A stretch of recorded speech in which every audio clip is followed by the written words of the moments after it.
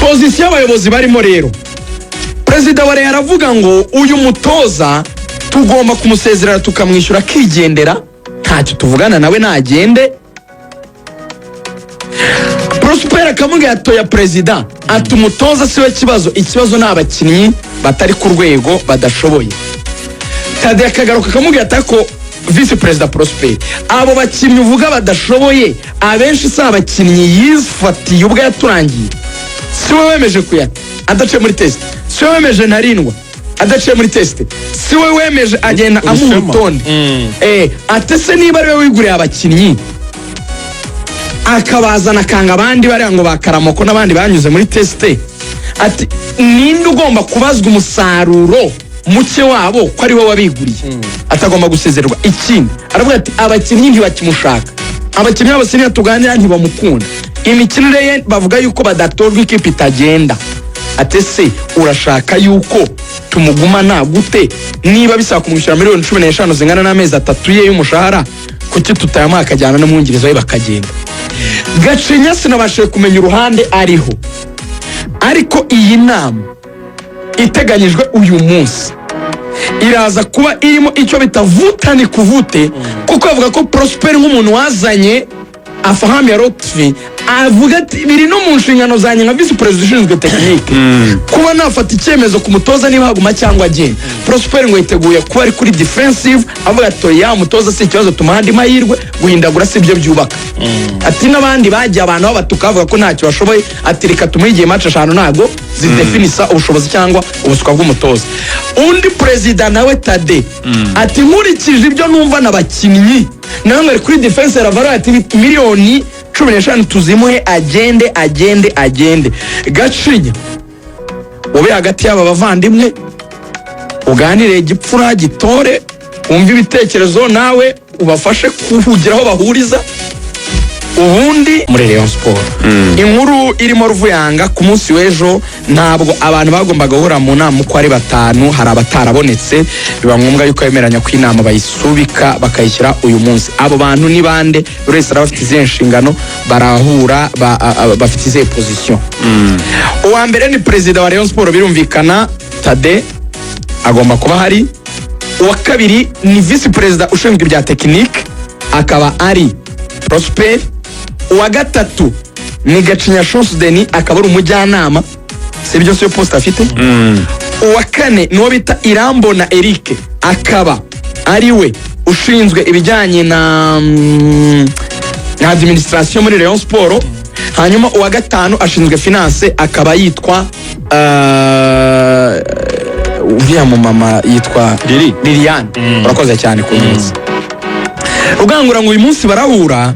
Liliane we nibemeza yuko ari bugende, icyo wari bukore ni ukureba muri kontra ye, hanyuma akareba uburyo agomba kuzaganira kugira ngo bamwishyure ibyo agomba kumwishyura mu buryo bw'amafaranga. Icyo ni icyambere. Icya kabiri, Irambona arakora presentation igaragaza umusaruro w'umutoza n'imikinire ye. Irambona aza kuyipresenta nyuma yo kubwira aba bakinnyi arimo arategura gute Bene. Iki ni icyambere. Message nyine yaguhaye wahereza abanyarwanda ni iyihe? Ese connection akora kugira ngo dugire abakinnyi benshi basohoka hanze y'igihugu ibyo byifashe gute? Kuko burya bagore yuko ufite abakinnyi bakina hanze cyane aribwo bakura mu mutwe kandi ikipe y'igihugu ikanakomera binyuze ko isora champion isora abakinnyi benshi. Ibyo byose gerageza ubikomere ukoresha igihe neza kugira ngo tujye muri Rayon Sport. Ejo no kwa gatanu ndasiga icyo gukina na Beno ko azakina nayo. Icyo ndakiye kuko ejo bizaba ari match day. Ejo ni match day. Ejo uko umutoza panga ko simshaka kuvuga liste mbere ya match. Reka nza ivuga ejo mvuga n'icyo bita game plan, mvuga n'uburyo bw'imikinire y'Amavubi vis-a-vis y'imikinire ya Bene. Twagiye kuri connection z'abakinnyi ni kiri uburyo yambwiye ati ndahagufasha. Mugeni abantu bavuga ko uri umunyamadiri niko bakwita, bavuga yuko waje kuri deal kandi bakavuga yuko uri umunyamadiri ko gutoza rwose ngo atari ibya hatari ngo ariko wizeye mu bintu bya deal.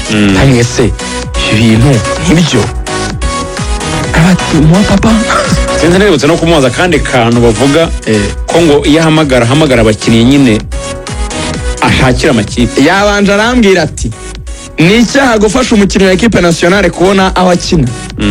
Ndambwira nti ushatse kuvuga iki? Arambwira ati first of all ahita anyereka ritika yo muri Afurika y'Epfo rwose ati Fiacre ejo bundi agira kiriya kibazo cyo kwanga gusimbuzwa, njyewe kubera connection mfite navuganye n'umutoza w'abazamu w'ikipe ya Kaizer Chiefs, ati mvugana na senior coach wa Kaizer Chiefs, nsabira umukinnyi wanjye imbabazi kuko nari mbizi ko ari kesi yamuteza ibibazo bikomeye cyane.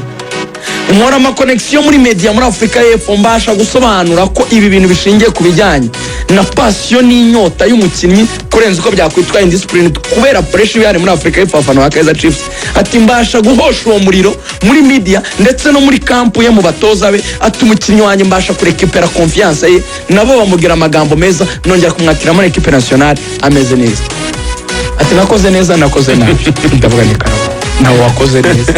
Ati cya kabiri ati uriya mwana nashakiye ikipe muri Luxembourg, ati banshinda yuko ndi umukomisiyoneri, ati gufasha umukinnyi kubona ikipe ni icyaha. Uwo ninde? Uriya mupeta avugaga Dylan Maes.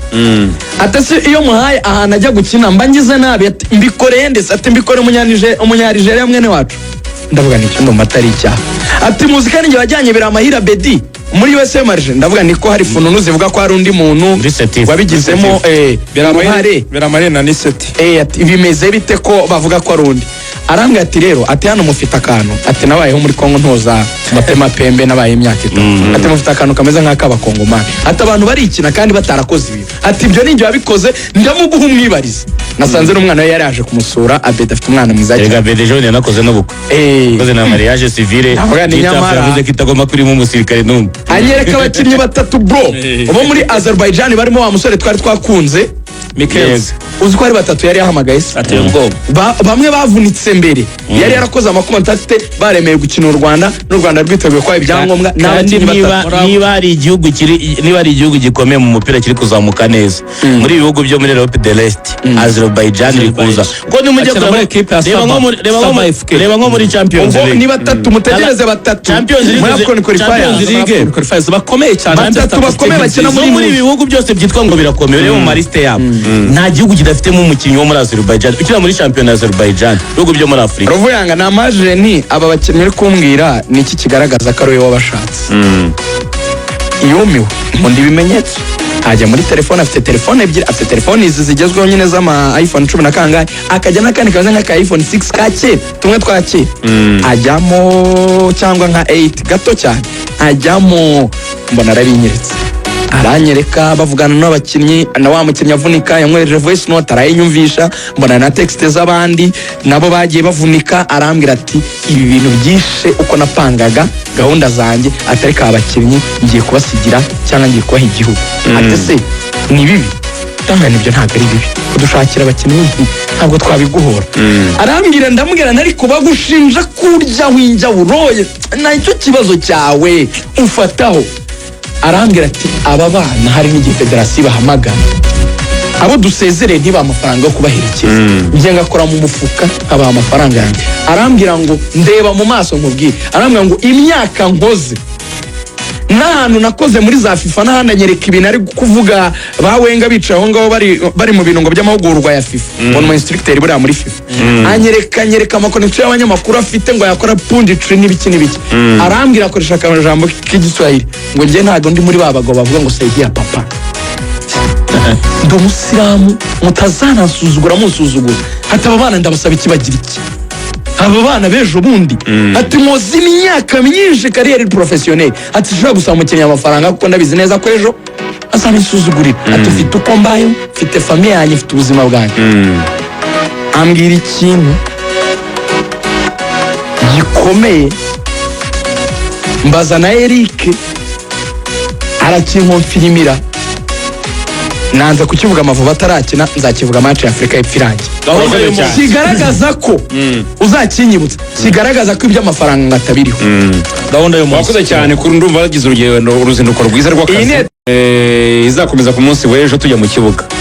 yes gahunda y'uyu munsi rero iteye gute Ruvuyanga ubwo ni saa part cyenda 1 n'igice. ni kwanta yayitaga ejo tuzakomeza na operation Adera Murusha saa cyenda n'igice official pre-match press conference saa cyenda n'igice ku mahoro y'u Rwanda ku mahoro hagati ya saa 10 na saa 11 n'igice training for Rwanda imyitozo y'ikipe y'igihugu Amavubi guhera saa 10 kugera saa 11 n'igice itangazamakuru twemerera iminota 15 nk'uko itegeko ribigena saa 11 n'igice harabatangiye press conference ya Benin ya coach Aguero Toro na kapiteni wa Benin Monier saa 12 nibwo Benin ibitangiye imyitozo yayo ku isaha ya match niko bimeze ko match zabejo saa 12 ngo uko gahunda y'umunsi iteye y'Amavubi hanyuma ku munsi w'ejo muri amakarite 9 navuze y'umuhondo nibagiye ya Mangwende ubwo ni 10